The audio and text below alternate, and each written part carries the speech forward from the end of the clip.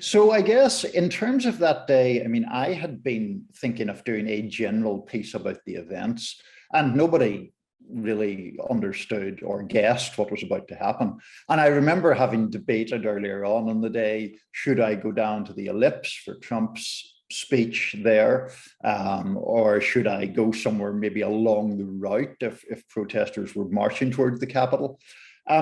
Like a lot of people, I don't think I really had even thought it was conceivable that they would breach the Capitol, just because it would never have occurred to me that you could get in, you could force your way in there with such comparative ease. So I had been honestly watching events on television, just seeing how they were unfolding. And then the turn seemed to happen quite quickly between there's this rally, there's the rather inflammatory language from the president and from other allies. But then from then to like, wow, these people are inside the Capitol, that seemed quite an abrupt turn to me. And so I watched on cable news for a little while. I'm honestly pretty horrified, really. I mean, it seemed on one level predictable that something like that would happen. And at the same time, it seemed completely shocking that people would be inside the Capitol. So having watched those events unfold for a short time on television, I felt that I should be there. I jumped in a lift from my house, which wasn't that far from the Capitol. And I got out on North Capitol Street and I was walking down towards the Capitol, and there were people streaming away from the area at that stage. I guess, you know, honestly, often more middle-aged and older people who were not your classic rioters, whatever a classic rioter would be. And they didn't seem to have a whole great idea what had actually happened. So I was walking down there. When I got there, I went to the west front of the Capitol. There were several thousand people there, and I remember looking at my notes from the day, and I'd heard somebody on cable television or seen someone tweet, oh, it looks like there's only about 1,000 people there. There were a lot more, even on the west front of the Capitol. And the initial thing I think that struck me more than anything else was at the front of the Capitol, there was already scaffolding, if that's the correct term, for the Biden inauguration. But the Trump supporters had taken it over and were flying Trump flags from those areas, as people can see from the photos that were taken at the time. And it just struck me as such a weird and kind of medieval scene in a way, that it's 2021, you're at the capital of the most powerful nation on earth, and there are people kind of flying flags from the ramparts and trying to take the fort. That in itself was just a very peculiar thing to see. So in total, I was there for around 2 hours, maybe a little bit more. And the crowd was very different.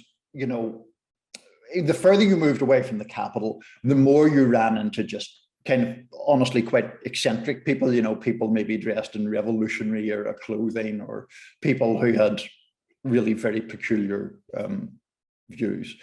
The closer you got to the Capitol, the more sinister it became, and the more people you would see in military or quasi-military gear, the more aggressive people became.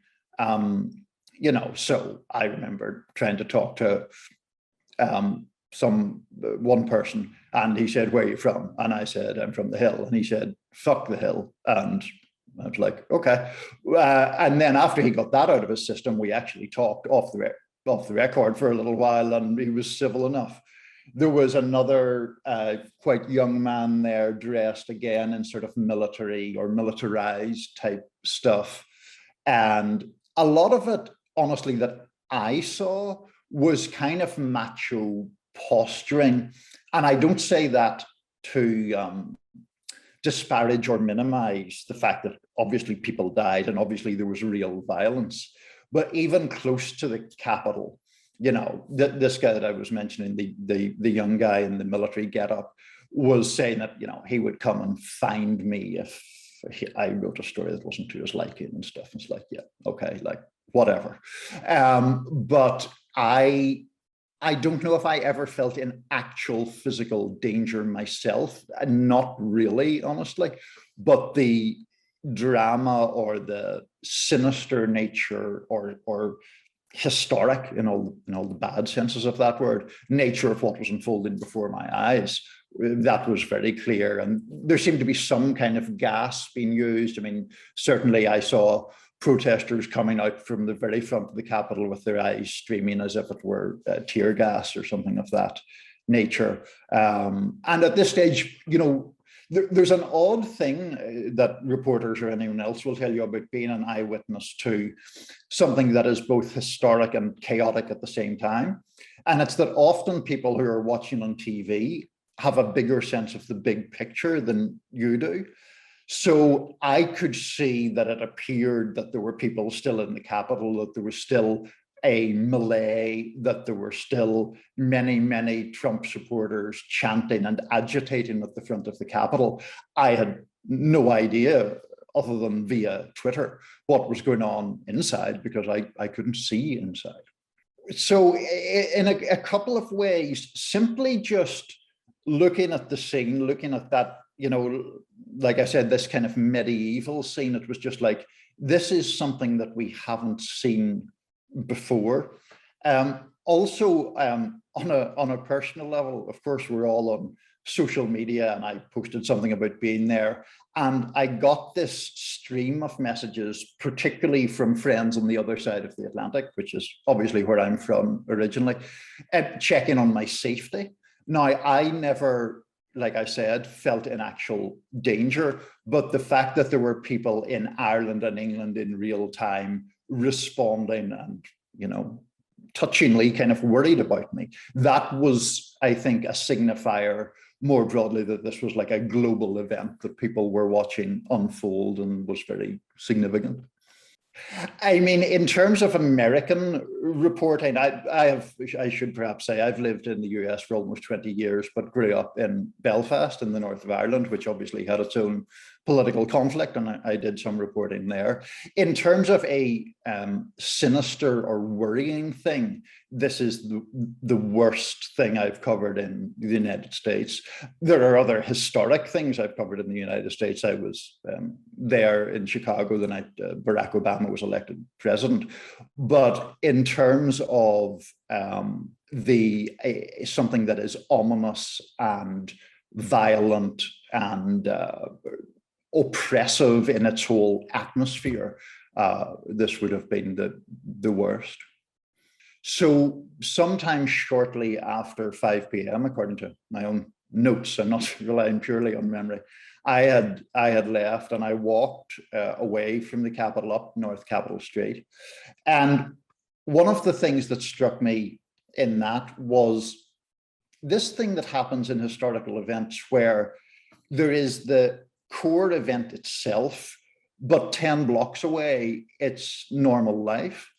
So I was walking from this monumental occurrence, and 15 minutes walk away, people are filling their cars up with gas or buying scratch cards, you know? And that sort of split screen is itself kind of striking just in the moment.